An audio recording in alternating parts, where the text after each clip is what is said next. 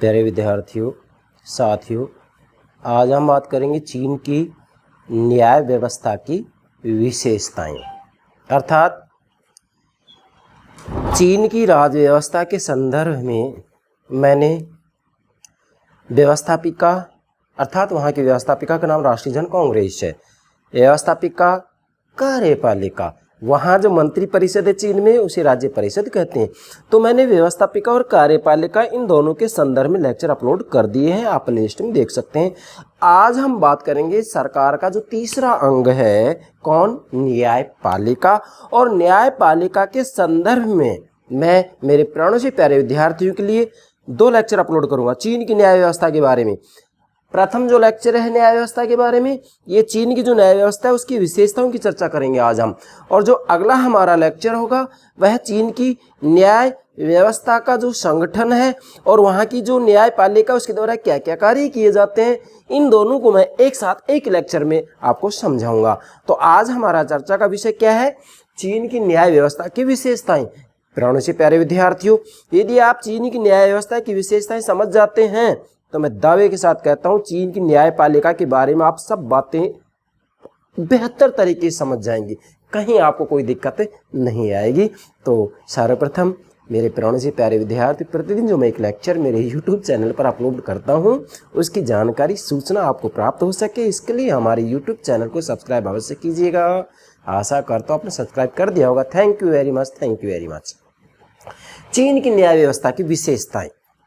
प्यारे विद्यार्थियों, चीन की न्याय व्यवस्था को समझाऊं मैं उससे पहले मैं आपको एक वो बात बताने जा रहा हूं जिसके आधार पर आप संपूर्ण चीन के संविधान को समझ सकते हैं। संपूर्ण, चाहे व्यवस्थापिका हो, चाहे कार्यपालिका हो, चाहे न्यायपालिका हो। क्या है वो बात? वो बात ये है कि चीन के अंतर्गत एक दलीय व्यवस्था को अपनाया गया है। उस दल का नाम है साम्यवादी दल। और साम्यवादी दल की जो विचारधारा है उस विचारधारा का किसी भी रूप में चीन के किसी भी नागरिक के द्वारा विरोध नहीं किया जा सकता। और साम्यवादी दल समाजवादी व्यवस्था को बनाए रखने का प्रयास करता है। इसीलिए चीन में सरकार के तीनों ही अंग, व्यवस्थापिका, कार्यपालिका और न्यायपालिका, साम्यवादी दल की अधीनता में काम करते हैं। जैसा कि मैंने ये डायग्राम बनाया है, साम्यवादी दल 1 2 3, वह मतलब व्यवस्थापिका, ये व्यवस्थापिका, 2 नंबर पर कार्यपालिका, 3 नंबर पर न्यायपालिका। इसका क्या मतलब हो गया कि चीन में सरकार के तीनों ही अंग, आप पूरा नोट कर सकते हैं, यहाँ मैंने केवल संकेत दिया है, सरकार के तीनों ही अंग व्यवस्थापिका, कार्यपालिका और न्यायपालिका साम्यवादी दल के निर्देशन और नियंत्रण में काम करते हैं। इसलिए चीन की शासन व्यवस्था को सर्वाधिकारवादी शासन व्यवस्था कहा जाता है। चीन के अंतर्गत वास्तविक रूप में वहाँ की जो व्यवस्थापिका है मतलब राष्ट्रीय जन कांग्रेस, वहाँ की जो कार्यपालिका मतलब राज्य परिषद, और वहाँ की जो न्यायपालिका है मतलब सर्वोच्च जन न्यायालय, भाई ये सरकार के तीनों ही अंग साम्यवादी दल के निर्देशन और नियंत्रण में काम करते हैं। अर्थात चीन की न्याय व्यवस्था का आधार, क्या कहा मैंने? चीन की न्याय व्यवस्था का आधार समाजवादी दर्शन है और साम्यवादी संविधानवाद है, जिसकी चर्चा मैं यहाँ डायग्राम के माध्यम से शुरू करूंगा। परंतु सबसे पहले आपको ये बात नोट कर लेनी है, इसके आधार पर आप चीन के संविधान को बेहतर तरीके से समझ सकते हैं। अब चलिए हम इधर आते हैं। देखिएगा मेरे प्राणों से प्यारे विद्यार्थियों, मैंने आपके लिए बहुत प्रयास किया है और प्रयास कर कर मैंने यहाँ सार रूप में सब बातें नोट कर दी हैं। प्यारे विद्यार्थियों, मेरा लक्ष्य औपचारिकता नहीं है, मैं मेरे प्राणों से प्यारे विद्यार्थियों को राजनीति विज्ञान समझाना चाहता हूँ। क्योंकि मैंने महाविद्यालयों में जब 25 वर्ष तक विद्यार्थियों को पढ़ाया तो मैंने देखा कि उनको उस अनुरूप राजनीति विज्ञान समझाया नहीं जाता जिस अनुरूप उन्हें समझाया जाना चाहिए। इसीलिए मैंने लक्ष्य बनाया कि क्यों ना मैं YouTube चैनल के माध्यम से मेरे प्यारे विद्यार्थियों को, चाहे वह भारत में रह रहे विद्यार्थी हों, अन्य देशों में रह रहे राजनीति विज्ञान के विद्यार्थी हों, भाई सबके लिए मैं इस रूप में आपके लिए लेक्चर तैयार करता हूँ कि आपको राजनीति विज्ञान समझने में कहीं दिक्कत ना आए। मेरा मूल लक्ष्य यही है कि मैं राजनीति विज्ञान को एक स्वामी विज्ञान, क्या बोला मैंने, एक स्वामी विज्ञान और एक सर्वोच्च विज्ञान मानते हुए आपको ये विषय समझाना चाहता हूँ। जैसा कि राजनीति विज्ञान के जनक अरस्तु ने अपनी पुस्तक पॉलिटिक्स में कह ही दिया था, लिख दिया था कि political science is supreme science, कि राजनीति विज्ञान एक सर्वोच्च विज्ञान है। Political science is a master science, स्वामी विज्ञान है ये। क्या है ये? स्वामी विज्ञान है, सर्वोच्च विज्ञान है ये। कौन? राजनीति विज्ञान। इसलिए राजनीति विज्ञान को आप एक सर्वोच्च विज्ञान, स्वामी विज्ञान मानते हुए अध्ययन करेंगे, केवल औपचारिकता के नाते नहीं। और मैं इन्हीं बातों को ध्यान में रखते प्रतिदिन एक लेक्चर मेरे प्रण से प्यारे विद्यार्थियों के लिए अपलोड करता हूँ। चलिए इधर आइए। अब देखो भाई, मैंने यहाँ नोट किया न्यायपालिका में, चूंकि हम चीन की न्यायपालिका का अध्ययन कर रहे हैं तो नोट करेंगे आप, सरकार का तीसरा अंग होगा न्यायपालिका। 2 मैंने आपको समझा दी, व्यवस्थापिका कार्यपालिका। आज तीसरी जो अंग की बात कर रहे हैं वो है न्यायपालिका, तीसरा अंग होगा सरकार का ही, ठीक है। अब न्यायपालिका, इसका मतलब यहाँ पर हम न्याय व्यवस्था की विशेषताओं की चर्चा करेंगे। आज किसकी चर्चा करेंगे?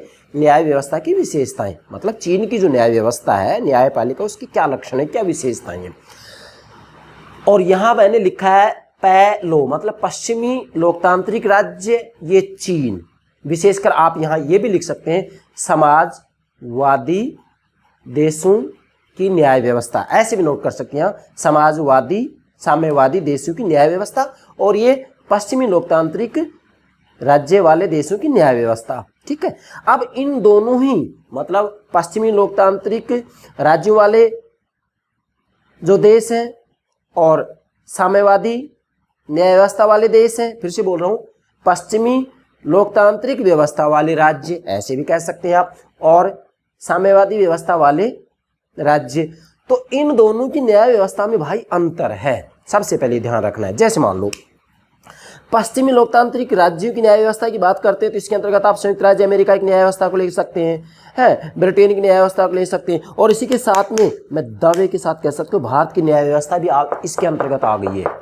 क्यों? क्योंकि हमारे यहाँ वास्तविक रूप में उदारवादी दर्शन और उदारवादी संविधानवाद के लक्षणों को अपनाया गया है। कहाँ? भारत में, ठीक है। हम विकासशील देशों के अंतर्गत हमारी जो काउंटिंग होती है, किसमें होती है? विकासशील देशों के अंतर्गत होती है, तीसरी दुनिया में होती है। वैसे हम अभी जो है विकसित देशों की श्रेणी में अग्रणी होते जा रहे हैं, यह बात भी सत्य है। लेकिन चूंकि हमारे भारत में भी उदारवादी दर्शन और उदारवादी संविधानवाद के लक्षणों को अपनाया गया है, इसलिए हमारी न्याय व्यवस्था में ये लक्षण मौजूद हैं जो पश्चिमी देशों की न्याय व्यवस्था के अंतर्गत है, जैसे कि ब्रिटेन और संयुक्त राज्य अमेरिका। और विशेषकर ब्रिटेन की बात आती है तो ब्रिटेन की न्याय व्यवस्था वास्तविक रूप में मैं कहूँगा 1905 से पहले स्वतंत्र थी ही नहीं। ये बात भी आपको ध्यान में रखना है। ब्रिटिश संविधान में मैंने सब बातें समझा दी, आप प्लेलिस्ट में देख सकते हैं। देखिएगा, पश्चिमी लोकतांत्रिक राज्यों की न्याय व्यवस्था का आधार क्या है, ये नोट करना है आपको। अंतर जब तक नहीं समझेंगे तब तक ये सारी बातें क्लियर नहीं होंगी। इसका पश्चिमी लोकतांत्रिक राज्यों की न्याय व्यवस्था का आधार क्या है? उदारवादी दर्शन एवं उदारवादी संविधानवाद। नोट करें, उदारवादी दर्शन एवं उदारवादी संविधानवाद पश्चिमी लोकतांत्रिक राज्यों की न्याय व्यवस्था का आधार है। अच्छा, इसके बाद में चूंकि हम चीन की न्याय व्यवस्था का अध्ययन कर रहे हैं तो आप यहाँ नोट करेंगे चीन की न्याय व्यवस्था का जो आधार है, चीन की न्याय व्यवस्था का जो आधार है वह आधार समाजवादी दर्शन एवं साम्यवादी संविधानवाद है। क्या कहा मैंने? समाजवादी दर्शन एवं साम्यवादी संविधानवाद चीन की न्याय व्यवस्था का आधार है। इसका मतलब ये हुआ कि पश्चिमी लोकतांत्रिक राज्यों की न्याय व्यवस्था और चीन की न्याय व्यवस्था के आधार में अंतर है। क्लियर हो गया?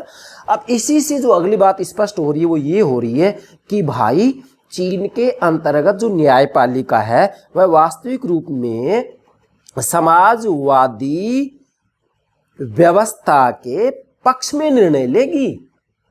समाजवादी आस्था, समाजवादी व्यवस्था के पक्ष में न्यायपालिका निर्णय लेगी। चूंकि मैंने आपको पहले बता दिया कि साम्यवादी दल की अधीनता में सरकार के तीनों अंग काम करते हैं, तो इसलिए व्यवस्थापिका, कार्यपालिका और न्यायपालिका ये तीनों ही साम्यवादी दल की जो विचारधारा है उसके अनुरूप कार्य करेंगे। तो ये आधार में अंतर हो गया। इसके बाद में फिर मैंने नोट किया चीन की न्याय व्यवस्था प्रकृति से समाजवादी न्याय व्यवस्था है। नोट करेंगे भी, चीन की न्याय व्यवस्था प्रकृति से समाजवादी न्याय व्यवस्था है, जबकि पश्चिमी देशों की न्याय व्यवस्था कैसी है? आप यहाँ समाजवादी के स्थान पर क्या लिखेंगे?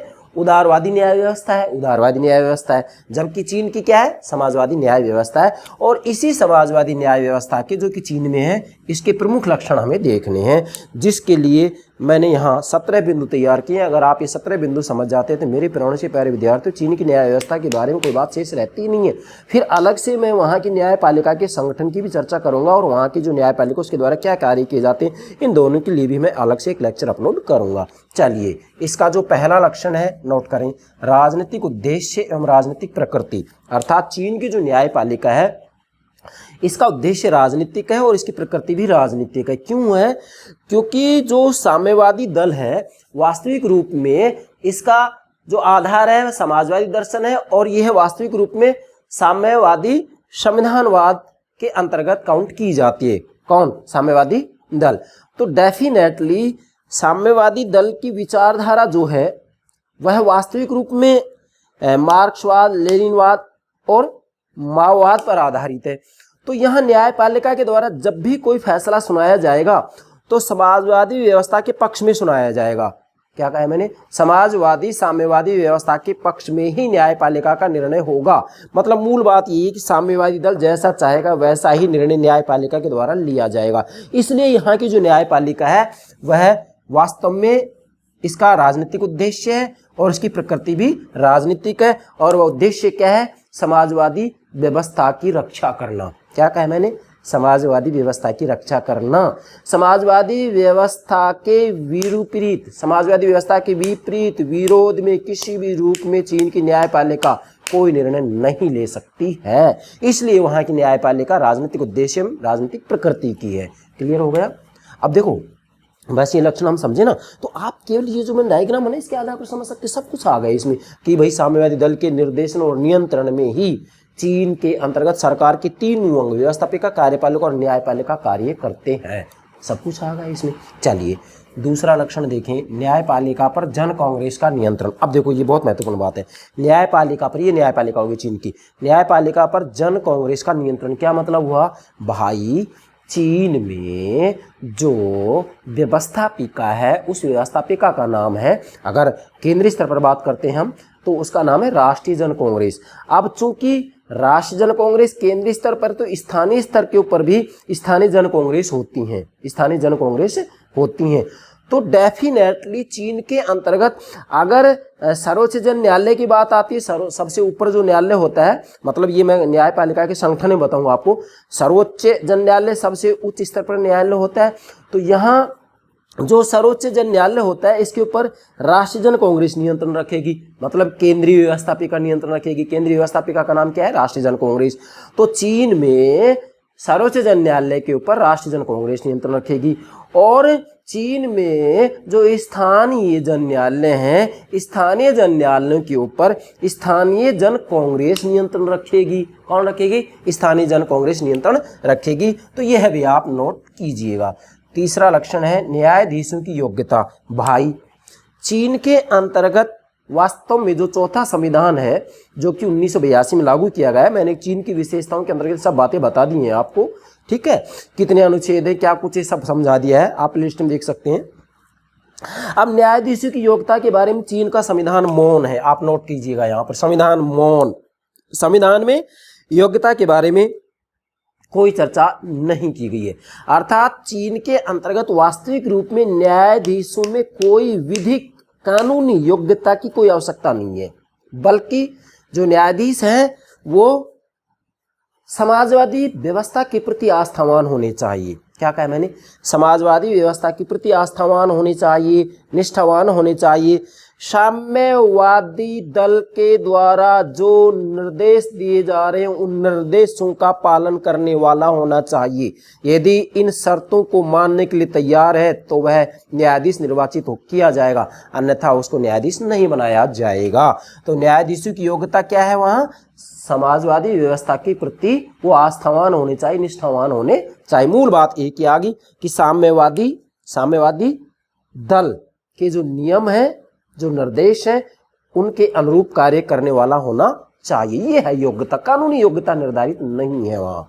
चलिए, चौथा है एकीकृत न्याय व्यवस्था। चीन के अंतर्गत जो न्यायपालिका है उसकी एकीकृत व्यवस्था है। चीन में एकीकृत न्याय व्यवस्था है। कैसे है?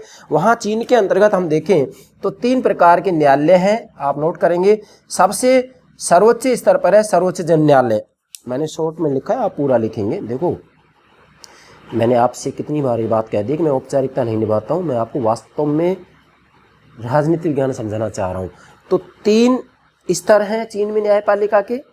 एकीकृत न्याय व्यवस्था है, सबसे सर्वोच्च स्तर पर है सर्वोच्च जन न्यायालय है, सबसे सर्वोच्च स्तर पर उच्च स्तर पर नाम लिखेंगे सर्वोच्च जन न्यायालय। उसके बाद में है दूसरे स्तर पर, नीचे आते हैं हम स्थानीय जन न्यायालय, और तीसरे स्तर पर है विशेष जन न्यायालय। बाकी मैं चीन की जो न्यायपालिका है, न्याय व्यवस्था है, इसके संगठन के ऊपर अलग से लेक्चर अपलोड करूंगा, तो उसमें ये सब बातें मैं और व्यापक रूप में समझाऊंगा। तो आप नाम नोट कर सकते हैं, ठीक है भाई। और 5वां है जन निर्धारकों तथा समझौता समितियों की व्यवस्था। बहुत महत्वपूर्ण बात है, जन निर्धारकों तथा समझौता समितियों की व्यवस्था। क्या मतलब हुआ भाई, चीन के अंतर्गत न्यायालय के कार्यों में सहायता देने के लिए जन निर्धारकों की व्यवस्था की गई है, नंबर 1 बात। और दूसरी बात ये कि चीन के अंतर्गत जो छोटे किस्म के मुकदमे होते हैं, छोटे स्तर के जो मुकदमे होते हैं, उनको वास्तविक रूप में समझौता समितियों में ही निपटा दिया जाता है। अर्थात छोटे किस्म के मुकदमों के लिए चीन में छोटे किस्म के जो विवाद होते हैं, उनके लिए चीन में समझौता समितियों की व्यवस्था की गई है, नोट करें। 6 है जन न्यायवादियों की व्यवस्था। ध्यान दें, जन न्यायवादियों की व्यवस्था। भाई चीन के अंतर्गत वास्तविक रूप में जब हम न्यायपालिका के संगठन की चर्चा करते हैं, तो न्यायपालिका के अंतर्गत न्यायिक कार्यों के संदर्भ में चीन में जन न्यायवादियों को बहुत ही ज़्यादा योगदान देना पड़ता है। मतलब चीन में जन न्यायवादी न्यायिक कार्य में बहुत ज़्यादा योगदान देते हैं।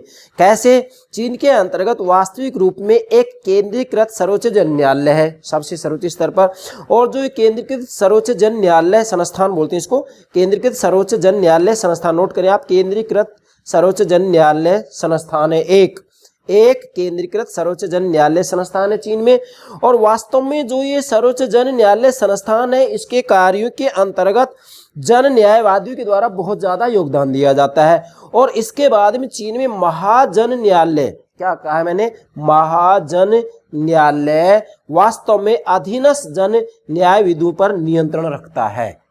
ये सब बातें ज्यादा डिटेल्स रूप में कहाँ स्पष्ट होंगी, मैं जब चीन की न्याय व्यवस्था के बारे में न्यायपालिका के संगठन की चर्चा करूंगा, जब ये जो जैसे 4 नंबर वाला बिंदु और 6 नंबर वाला बिंदु वहाँ ज़्यादा स्पष्ट होगा, परंतु यहाँ ये आप विशेषता के रूप में नोट कर सकते हैं। 7वां लक्षण क्या है, न्यायाधीशों की अल्पकालीन सेवा अवधि। नोट करें, बहुत महत्वपूर्ण बात है ये ज़्यादातर कंपटीशन में पूछ लिया जाता है, विद्यार्थी गलती करते हैं। न्यायाधीशों की अल्पकालीन सेवा अवधि। भाई सबसे पहले तो देखें कि चीन के अंतर्गत वास्तविक रूप में न्यायाधीशों की नियुक्ति किसके द्वारा की जाती है, जन कांग्रेस के द्वारा, मतलब व्यवस्थापिका के द्वारा। कैसे की जाती है, जैसे मान लो चीन में सर्वोच्च जन न्यायालय, सबसे ऊपर का जो न्यायालय सर्वोच्च जन न्यायालय, तो इसके न्यायाधीशों का जो निर्वाचन किया जाता है वह राष्ट्रीय जन कांग्रेस के द्वारा किया जाता है। राष्ट्रीय जन कांग्रेस मतलब चीन में जो केंद्रीय व्यवस्थापिका है उसके द्वारा सर्वोच्च जन न्यायालय के न्यायाधीशों का निर्वाचन किया जाता है। ठीक इसी प्रकार से स्थानीय जन न्यायालय के न्यायाधीशों का निर्वाचन स्थानीय जन कांग्रेस के द्वारा किया जाता है। भाई केंद्रीय स्तर पर भी व्यवस्थापिका है, स्थानीय स्तर पर भी वहां पर व्यवस्थापिका है। स्थानीय स्तर पर जो व्यवस्थापिकाएं होती हैं उनको स्थानीय जन कांग्रेस कहा जाता है, और स्थानीय स्तर पर जो न्यायालय होते हैं उनको स्थानीय जन न्यायालय कहा जाता है। केंद्रीय स्तर पर जो न्यायालय होता है उसे सर्वोच्च जन न्यायालय कहा जाता है। केंद्रीय स्तर पर जो व्यवस्थापिका होती है उसे राष्ट्रीय जन कांग्रेस कहा जाता है। तो चीन के अंतर्गत वास्तविक रूप में न्यायाधीशों का जो निर्वाचन किया जाता है वह व्यवस्थापिकाओं के द्वारा किया जाता है। व्यवस्थापिका मतलब अगर सर्वोच्च जन न्यायालय की बात आ रही, केंद्रीय सर्वोच्च जन न्यायालय की बात आ रही है, तो वहां पर जो है राष्ट्रीय जन कांग्रेस के द्वारा निर्वाचन किया जाएगा। स्थानीय जन न्यायालय की बात आती है तो उसके न्यायाधीशों का निर्वाचन किसके द्वारा किया जाएगा, स्थानीय जन कांग्रेस के द्वारा किया जाएगा। तो पहले तो ये बात आप नोट करेंगे। अब वैसे सार रूप में क्या कहेंगे कि भी चीन के अंतर्गत न्यायाधीशों का निर्वाचन व्यवस्थापिका के द्वारा किया जाता है, व्यवस्थापिका के द्वारा किया जाता है, मतलब राष्ट्रीय जन कांग्रेस, वहां की व्यवस्थापिका का नाम क्या है, राष्ट्रीय जन कांग्रेस। क्लियर। अब अल्पकालीन सेवा अवधि कैसे है भाई, चीन के अंतर्गत वास्तविक रूप में न्यायाधीशों का निर्वाचन केवल 5 वर्ष के लिए होता है और एक व्यक्ति, एक न्यायाधीश केवल 2 बार ही निर्वाचित किया जाएगा बस। इसका मतलब अधिक से अधिक 10 वर्ष तक न्यायाधीश रह सकता है। मैंने नोट कर दिया केवल 2 बार, 5 वर्ष, तो 5 वर्ष 5 वर्ष 10 वर्ष हो गए। 10 वर्ष अधिकतम न्यायाधीश रह सकता है, इससे ज़्यादा नहीं रहेगा। देखो बड़ी विचित्र व्यवस्था है चीन में, चाहे राज्य परिषद की बात आए, मंत्री परिषद की है, वो भी कार्यकाल 5 वर्ष से अधिकतम 2 बार। राष्ट्रपति की बात आती है, उपराष्ट्रपति की बात भी आती है, तो भी कार्यकाल 5 वर्ष से अधिकतम 2 बार, 10 वर्ष। बड़ी, मैं ये कहूँगा कि बड़ी अजीबोगरीब व्यवस्था है। ज़्यादातर जगह आप देखेंगे केवल कार्यकाल 5 वर्ष 5 वर्ष 5 वर्ष 5 वर्ष मिलेगा आपको, ठीक है भाई। 8वां है कानूनी पेशे का समाजीकरण। नोट कीजिएगा, चीन के अंतर्गत वास्तविक रूप में जो न्याय व्यवस्था है उसका समाजीकरण किया गया है, मतलब कानूनी पेशे का समाजीकरण किया गया है। कैसे? क्योंकि चीन के अंतर्गत वास्तविक रूप में कानून के संदर्भ में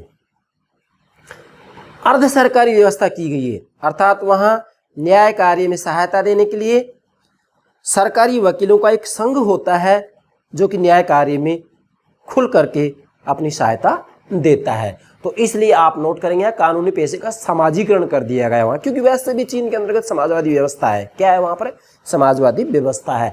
और समाजवादी व्यवस्था के अंतर्गत जो केंद्र बिंदु क्या होता है, वो क्या होता है? समाजवादी व्यवस्था का समानता के ऊपर बल दिया जाता है, ये आपको नोट करना है। उदारवादी व्यवस्था में जो केंद्र बिंदु होता है वो स्वतंत्रता होता है, समाजवादी व्यवस्था में जो केंद्र बिंदु होता है वो समानता होता है। और राजनीति विज्ञान की मूल समस्या यही है कि स्वतंत्रता और समानता के मध्य सामंजस्य कैसे बिठाया जाए। जिस देश के अंतर्गत स्वतंत्रता और समानता के मध्य सामंजस्य बिठा लिया जाता है वह राज्य व्यवस्था काफी लंबे समय तक चल सकती है, और जिस देश की राज्य व्यवस्था के अंतर्गत स्वतंत्रता और समानता में सामंजस्य नहीं बिठाया जाता है, एक की अति को अपनाया जाता है, चाहे स्वतंत्रता हो चाहे समानता हो, तो उसका डेफिनेटली जो है पतन होता है। जैसे कि पूर्व सोवियत संघ का विघटन हुआ था, ठीक है, वहाँ समानता को जो है हमें कहेंगे बहुत ज़्यादा महत्व दिया गया था, अति अपनाई गई थी। मैं ज़्यादा डिटेल्स यहाँ नहीं देना चाह रहा हूँ। 9वां लक्षण है न्यायिक समितियों की व्यवस्था। ध्यान दीजिए, चीन के अंतर्गत वास्तविक रूप में न्यायिक समितियों की भी व्यवस्था की गई है। कहाँ? नोट करें, चीन में सभी स्तरों पर, सभी स्तर का मतलब क्या है? देखो, स्थानीय जन न्यायालय है और इससे ऊपर पहुंचते हैं तो सर्वोच्च जन न्यायालय, बाकी कितने प्रकार के न्यायालय हैं मैं न्यायालय के संगठन में बताऊंगा ये बात। तो सभी स्तरों पर चीन में जन न्यायालयों के द्वारा, क्या? सभी स्तरों पर चीन में जन न्यायालयों के द्वारा न्यायिक समितियों की व्यवस्था की जाती है, चाहे स्थानीय जन न्यायालय हो और चाहे सर्वोच्च जन न्यायालय हो। सभी के अंतर्गत हम ये पाएंगे कि इनके द्वारा न्यायिक समिति की व्यवस्था की जाती है। 10वां है अपील एवं प्रतिवाद की व्यवस्था। चीन के अंतर्गत वास्तविक रूप में स्थानीय स्तर के जो न्यायालय होते हैं, जैसे स्थानीय जन न्यायालय, अब स्थानीय जन न्यायालय के द्वारा जो फैसला लिया जाता है, स्थानीय जन न्यायालय के द्वारा जो निर्णय लिया जा रहा है, उसकी जो है अपील उससे ऊपर वाले न्यायालय में की जाएगी, ठीक है। और अंतिम रूप में सर्वोच्च जन न्यायालय में अपील की जा सकती है। ये व्यवस्था चीन में की गई है। लेकिन फिर कह रहा हूँ यहाँ मैं, चाहे अपील बेशक कर दी जाए, लेकिन सर्वे सर्वा कौन होता है? सामयिक दल होता है। सामयिक दल के निर्देशन और नियंत्रण में ही न्यायपालिका के द्वारा अपना फैसला सुनाया जाता है। मैं बार बार बोल रहा हूँ ये बात आपको नोट कर लेनी है पहले ही, फिर दिक्कत ही नहीं आएगी आगे समझने में। और 11वां है न्याय की समानता। चीन के अंतर्गत वास्तविक रूप में किसी भी रूप में जाति, भाषा, धर्म, लिंग इत्यादि के आधार पर कोई भेदभाव नहीं किया जाता है। वास्तव में वहाँ न्यायपालिका के द्वारा जो फैसला सुनाया जाता है पूर्ण समानता के आधार पर सुनाया जाता है। वहाँ किसी भी रूप में जाति, भाषा, धर्म, लिंग इत्यादि के आधार पर कोई भेदभाव नहीं किया जाता है। लेकिन यहाँ भी आप देखेंगे तो केवल सैद्धांतिक स्थिति है। व्यवहारिक स्थिति तो ये है कि जो साम्यवादी दल चाहेगा वैसा ही फैसला न्यायपालिका सुनाएगी, और न्यायपालिका का जो फैसला होगा वह समाजवादी व्यवस्था की रक्षा के पक्ष में होगा।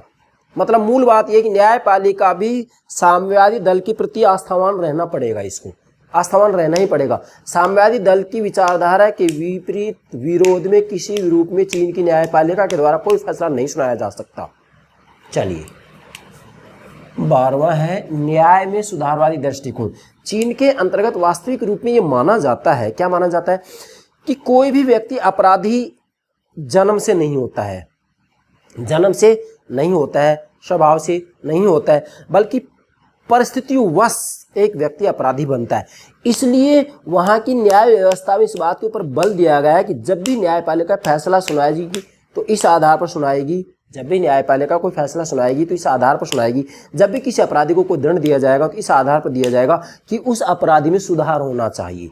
इसलिए न्याय में सुधारवादी दृष्टिकोण को अपनाया गया। मतलब इनका कहना यह है कि कोई भी अपराधी जन्म से और स्वभाव से नहीं होता है, बल्कि परिस्थितियां उसे अपराधी बनाती हैं। इसलिए वहां पर वास्तविक रूप में जब भी कोई फैसला सुनाया जाता है तो सुधारवादी दृष्टिकोण को ध्यान में रखा जाता है। 13वां है मुकदमों की खुली व सार्वजनिक सुनवाई। चीन के अंतर्गत वास्तविक रूप में न्यायपालिका के द्वारा जो फैसले सुनाए जाते हैं उन फैसलों को जो है बिल्कुल ओपन रूप में, खुले रूप में और सार्वजनिक रूप में उनकी सुनवाई की जाती है, बंद रूप में नहीं होती। लेकिन यहाँ एक बात ध्यान देने की है, क्या कि सामान्य अपराधों के लिए जो सुनवाई होती है वह तो खुले रूप में होती है, सार्वजनिक रूप में होती है। लेकिन यदि देश की सुरक्षा से संबंधित कोई सुनवाई की जा रही है तो देश की सुरक्षा से संबंधित जो सुनवाई होती है वह वास्तव में खुले रूप में, सार्वजनिक रूप में नहीं होती है, बल्कि बंद कमरों में होती है। क्यों? क्योंकि वह मूल कौन है? साम्यवादी दल सर्वे सर्वा है।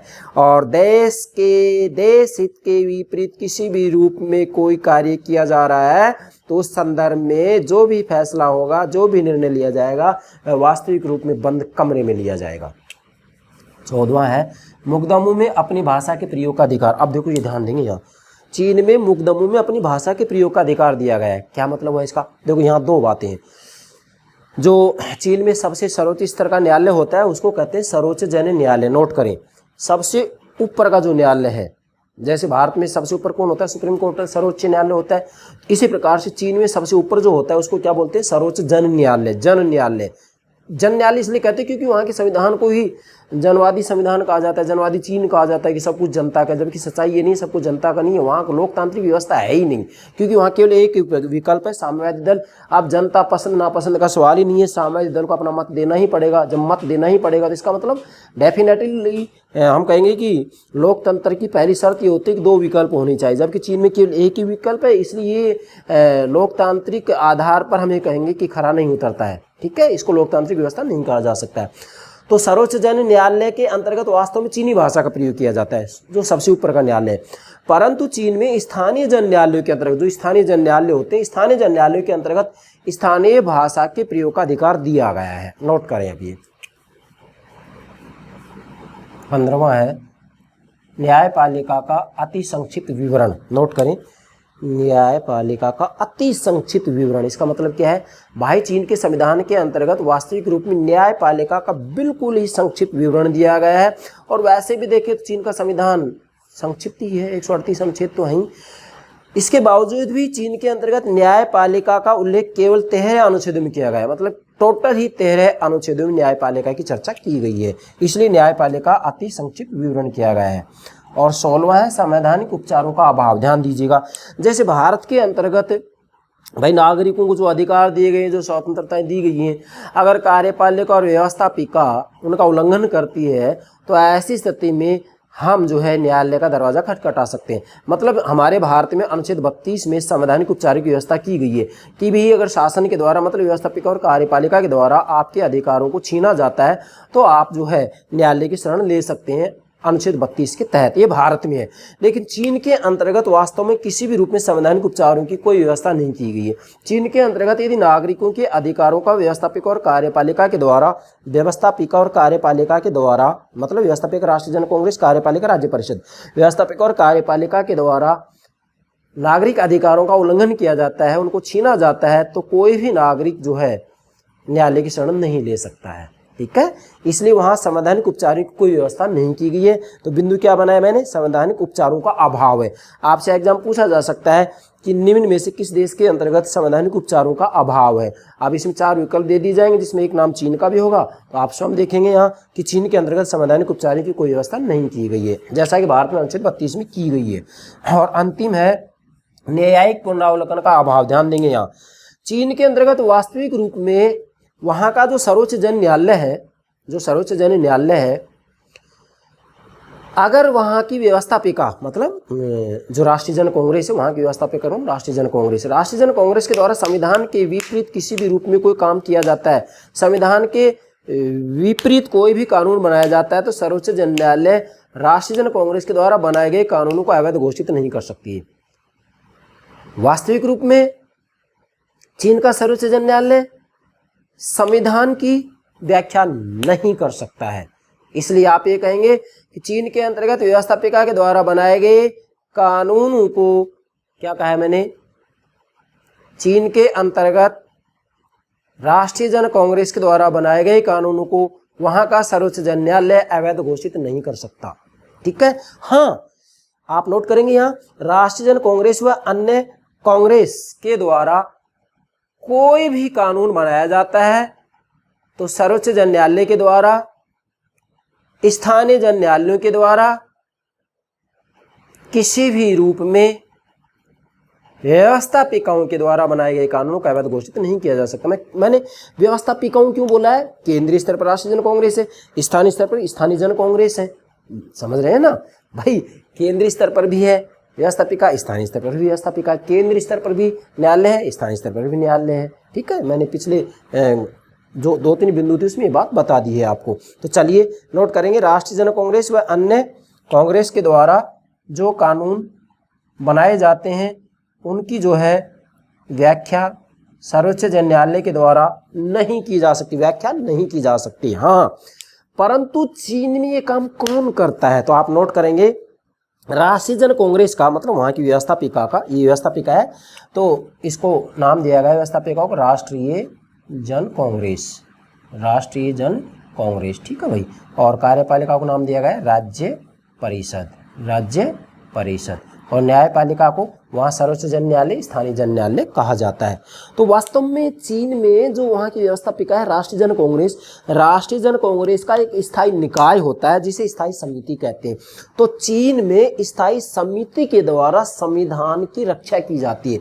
संविधान की रक्षा या संविधान का जो संरक्षक है चीन में वो स्थायी समिति है। सर्वोच्च न्यायालय व्याख्या नहीं कर सकता है। यह कार्य चीन में स्थायी समिति के द्वारा किया जाता है। किसके द्वारा किया जाता है? स्थायी समिति के द्वारा किया जाता है।